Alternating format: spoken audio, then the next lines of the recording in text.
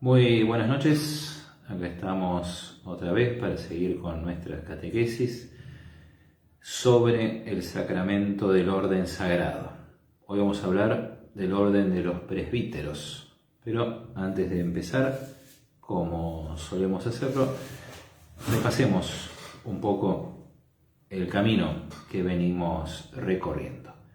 Al hablar del orden sagrado dentro de la Iglesia, el orden sagrado es uno de los 7 sacramentos, por supuesto. Hemos recordado, como nos lo enseña nuestra Madre la Iglesia, que sacerdote en el Nuevo Testamento hay uno solo, y ese sacerdote es Jesucristo nuestro Señor. Pero que todos los que somos de Cristo, principalmente y en primer lugar por el bautismo, participamos del sacerdocio de Jesús. Por eso hay una primera participación en este sacerdocio, que es lo que se llama el sacerdocio común de los fieles. O sea, como todos los sacerdotes, todos de alguna manera por el bautismo, ¿sí?, participamos del sacerdocio de Jesús. Pero en la Iglesia también hay una segunda, distinta participación en este sacerdocio de Cristo, que se da por un sacramento distinto, que es el sacramento del orden sagrado, del cual estamos hablando, que a su vez confiere un poder sagrado a algunos miembros de la Iglesia al servicio del resto del pueblo de Dios. Y dentro de esta segunda participación en el sacerdocio único de Cristo, que se da por el orden sagrado, hay a su vez 3 grados. El sacramento del orden se participa en 3 grados. El primero es el orden de los obispos, del cual ya hemos hablado. El segundo es el orden de los presbíteros, de los cuales hablaremos hoy. El tercero es el orden de los diáconos, del cual hablaremos Dios mediante en el próximo encuentro. Muy bien, recemos para poner en manos de la Virgen esta pequeña catequesis. Invoquemos al Espíritu Santo para que Él sea nuestra luz y nuestra guía en este camino, en esta búsqueda. En el nombre del Padre, y del Hijo, y del Espíritu Santo. Amén. Dios te salve María, llena eres de gracia, el Señor es contigo. Bendita tú eres entre todas las mujeres, y bendito es el fruto de tu vientre Jesús. Santa María, Madre de Dios, ruega por nosotros pecadores, ahora y en la hora de nuestra muerte. Amén. Ven Espíritu Santo, llena los corazones de tus fieles y enciende en ellos el fuego de tu amor. Envía tu Espíritu y serán creadas todas las cosas y renovarás la faz de la tierra. Oh Dios, que has instruido los corazones de tus fieles con la luz del Espíritu Santo, concédenos que sintamos rectamente con el mismo Espíritu y gocemos siempre de su divino consuelo. Por Jesucristo nuestro Señor. Amén. En el nombre del Padre, y del Hijo, y del Espíritu Santo. Amén. Buenas noches a todos los que están conectados en este momento en vivo en Facebook. Gracias a todos los que están saludando. Recuerdo que si les parece que vale la pena, si quieren colaborar con la difusión de estas pequeñas catequesis, en las cuales lo único que intentamos es repasar, refrescar, dar a conocer la enseñanza de nuestra Madre de la Iglesia, la enseñanza de siempre. Digo, si ustedes quieren colaborar con esto, ya sea por Facebook, ya sea después por YouTube, pueden darle un like, me gusta, compartir, suscribirse y demás cosas que suman a la difusión de nuestras catequesis. Muy bien, hablemos de los presbíteros, ¿sí? ¿Qué son los presbíteros? ¿Qué somos los presbíteros? ¿Cuál es nuestro lugar en la Iglesia? Aclaremos que la palabra, el término como tal, presbítero, significa en griego anciano, ¿sí? Y en el uso primitivo dentro de la Iglesia, si uno va, por ejemplo, a los textos apostólicos, a las cartas de San Pablo, a los Hechos de los Apóstoles, no se ve muy claramente, al menos hasta donde llego a ver yo, ¿sí?, que se aplique el término presbíteros a los que nosotros hoy llamamos presbíteros. ¿Sí? En las cartas de San Pablo a veces claramente habla de lo que hoy somos los presbíteros, otras veces tal vez se podría aplicar a lo que hoy llamaríamos obispos, ¿no? Como recordábamos ese texto de San Pedro en su carta, ¿no? A los presbíteros como yo testigo los sufrimientos de Cristo, etcétera, etcétera. Pero bien, hoy la Iglesia entiende por presbíteros a los que normalmente llamamos sacerdotes, curas, párrocos o de alguna otra manera. Como le decía, tal vez en las primeras cartas, o sea, en las cartas que encontramos en el Nuevo Testamento, en los escritos apostólicos del Nuevo Testamento, esta distinción, ¿no?, entre obispos y presbíteros tal vez no sea del todo clara, pero eso no representa un problema para nosotros. Siempre insistimos con que nos interesa fundamentar en la palabra de Dios cada uno de los temas que vamos tratando. Por supuesto que este también. Y recordemos que la palabra de Dios nos llega por dos grandes vías. No solamente la palabra de Dios escrita, que es la Biblia, sino también la tradición de la Iglesia. Y quería aprovechar para introducir muy brevemente este tema, recordando justamente un testimonio de la tradición. Después de los apóstoles y de lo que ellos escribieron y está incluido dentro de la Sagrada Escritura, hay todas varias generaciones de santos que se destacaron por su doctrina, por su enseñanza, por ejemplo, además de su santidad de vida, por supuesto, ¿no? Por ejemplo, San Agustín, a los cuales llamamos padres de la Iglesia. Y los padres de la Iglesia son este nexo entre Jesucristo, los apóstoles y la Iglesia posterior, o sea, nosotros. Y a su vez, dentro de los padres de la Iglesia, bueno, hay distintas agrupaciones por cuestiones cronológicas, pero esa primera generación de santos, maestros que vinieron de los apóstoles, son los que se llaman, al estudiar la historia de la Iglesia, los padres apostólicos. Y dentro de los padres apostólicos, por citar un ejemplo, tenemos a San Ignacio de Antioquía, que nació en Siria, lo que hoy en día es Siria, en el año 30 aproximadamente, y murió mártir en Roma alrededor del año 100 o 110. Y San Ignacio de Antioquía escribió varias cartas, ¿sí?, que no están incluidas en la Sagrada Escritura, por lo tanto no se los considera inspirados, pero que sí tienen un valor muy importante, estas cartas de San Ignacio de Antioquía, por ser testimonio de la tradición de la Iglesia naciente. Y dentro de esas cartas, entre esas cartas, que escribió, hay una que se llama así, la Carta a los Tralianos, o sea, los cristianos de Trales, y dentro de esa carta a los Tralianos tenemos un párrafo, ¿sí?, que les voy a leer, donde ya se ve claramente esta distinción entre obispos, presbíteros y diáconos. Y de vuelta, ¿por qué es importante entonces este texto? Porque es un texto escrito por un padre de la Iglesia en la primera generación post-apostólica, si se quiere, lo cual nos da a entender que esta estructura, organización, llámenlo como quiera, pero no es solamente una cuestión organizativa, es una cuestión teológica, mucho más profunda, ya estaba presente en la Iglesia en el año 100, o sea, muy al comienzo de la Iglesia. ¿Qué significa esto?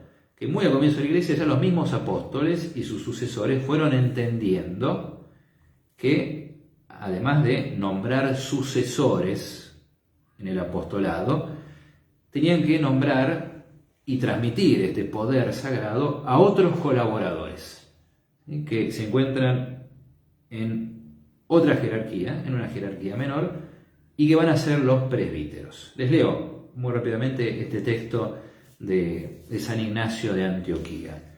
¿Sí? Dice así, porque cuando sois obedientes al obispo como a Jesucristo, es evidente para mí que estáis viviendo no según los hombres, sino según Jesucristo.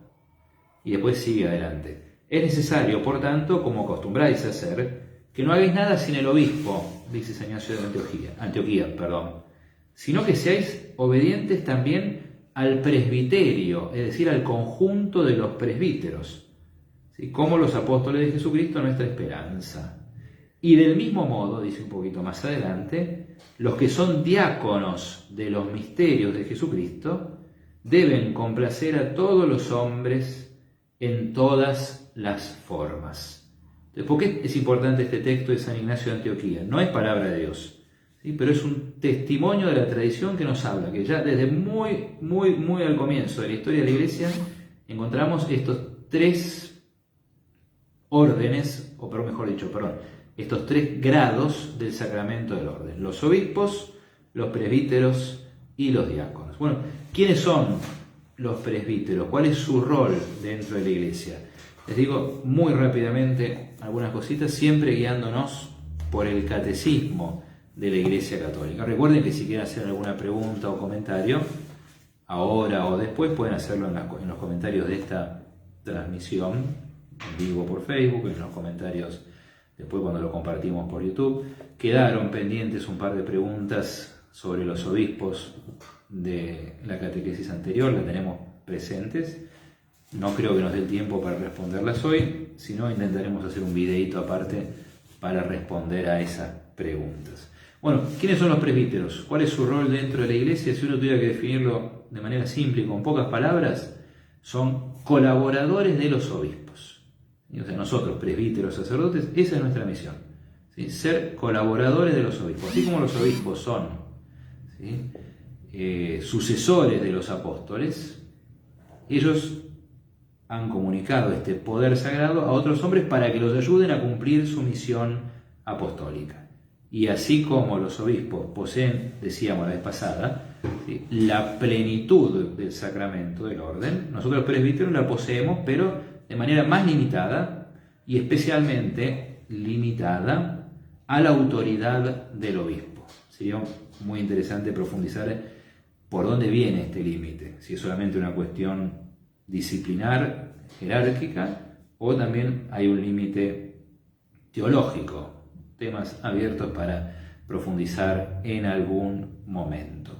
Como decíamos también, ¿sí?, los presbíteros, en esta participación del sacerdocio de Jesucristo de segundo grado, pero participamos, como dice acá leo el catecismo, como verdaderos sacerdotes de la nueva alianza. O sea, tanto el obispo como el presbítero somos sacerdotes de la nueva alianza. Esto nos evoca las palabras de San Pablo en la carta segunda, si no me equivoco, a los Corintios: ministros de la nueva alianza, ¿sí?, a imagen de Cristo, sumo y eterno sacerdote, que tiene que anunciar a los fieles el Evangelio, dirigirlos, celebrar el culto divino para santificarlos.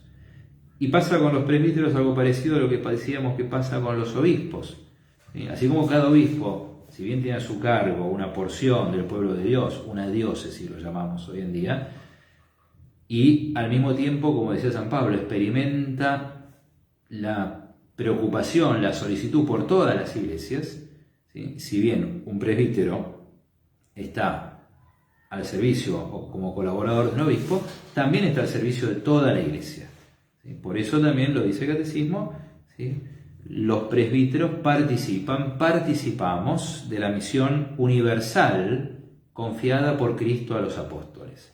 Y eso es lo que permite que algún sacerdote vaya a misionar o a trabajar más allá de la propia diócesis.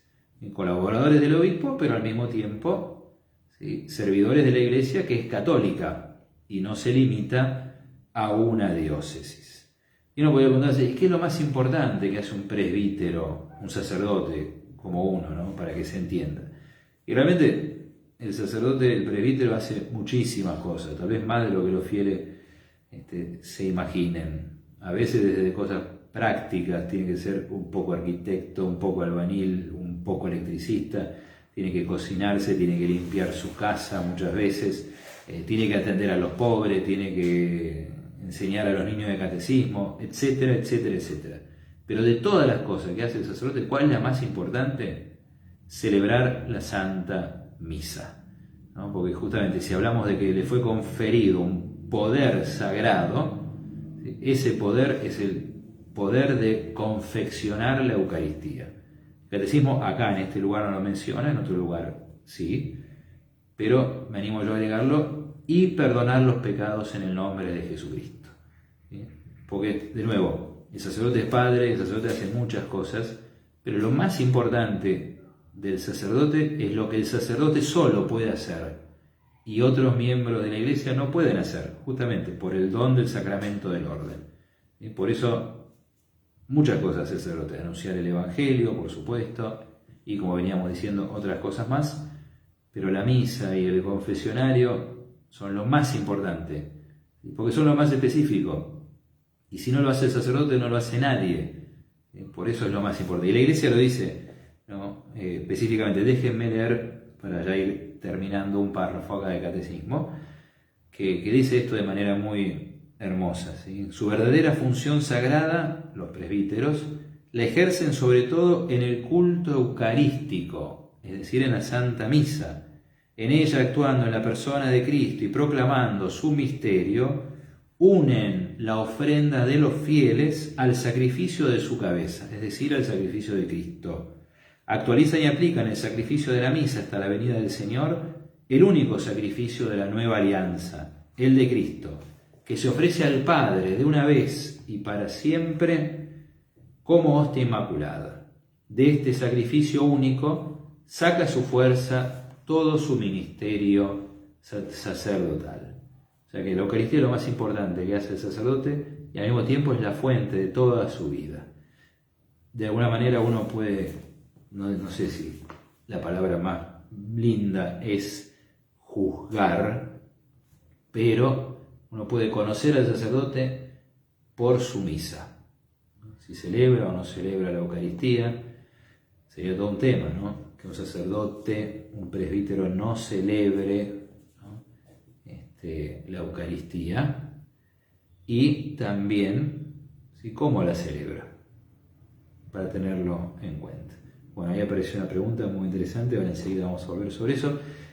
Y otra cosita más, ¿sí? Los sacerdotes forman, junto con el diácono, recién lo escuchábamos en la carta de San Ignacio de Antioquía a los tralianos, lo que se llama un presbiterio. ¿Qué es el presbiterio? Y bueno, es la comunidad de todos los presbíteros, o como dice también hermosamente el catecismo, es esa íntima fraternidad del sacramento, ¿no? Entonces, es bueno esto, que lo entiendan los fieles y que lo entendamos también nosotros, sacerdotes. Hay muchos sacerdotes de muchas clases, hay amistades, hay afinidades, pero por razón del sacramento del orden, formamos una fraternidad. Y ese es un tema que hay que profundizar siempre, ¿no? No solamente quedarse en el grupo de amigos o aquellos con los cuales uno es más afín, sino tratar de ver y vivir desde la fe esta fraternidad en el sacerdocio que viene por el sacramento del orden, ¿no? Todos los presbíteros forman un presbiterio, ¿sí?, unidos, por supuesto, a la cabeza del presbiterio, que es su obispo. Bueno, siempre quedan muchas cosas en el tintero, esto por lo menos para que tengamos un tip. Después, ustedes mismos pueden profundizarlo en el Catecismo de la Iglesia Católica. Terminamos con esta pregunta que comparte Alejandra. Muchas gracias, Alejandra. Dice: ¿por qué los presbíteros no tienen una pertenencia permanente de la comunidad que se les confiere? Bueno, acá también otro de los nombres que se nos da a los presbíteros es el de cura, ya lo dijimos, ¿no? Y ¿qué significa cura? Cura significa el que tiene cuidado, el que cuida de alguien, el curador, existe la palabra curatela también, ¿no? Y justamente cuando el sacerdote presbítero se le encomienda a una comunidad parroquial, se lo llama cura párroco. En esto la disciplina de la Iglesia ha cambiado. Antes uno era nombrado cura párroco y moría ahí. Ahora se van rotando también según las necesidades pastorales. Hay una cosa que hay que decirla, y está en el derecho canónico, ¿sí? Entonces, la Iglesia quiere estabilidad, y gran parte de la estabilidad de la Iglesia para sus fieles pasa por los párrocos. Y por eso pueden profundizar también en el derecho canónico, que en línea de principio, ¿sí?, el nombramiento de un párroco es de alguna manera a perpetuidad. Pero hay que tener en cuenta todo lo que decimos recién, ¿no? El sacerdote, el presbítero, el párroco es colaborador del obispo. Entonces, por supuesto que no es dueño de esa porción del rebaño que se le ha encomendado. Si el obispo tiene otras necesidades, sobre todo si hay motivo de fuerza mayor, uno tiene que estar a disposición. Y después recordar también, ¿no?, que la Iglesia no es parroquial. La iglesia es diocesana, la iglesia es universal, católica, ¿sí? Pero al mismo tiempo la iglesia es diocesana, justamente es esa comunidad que se congrega no en torno a un presbítero, sino en torno a un obispo.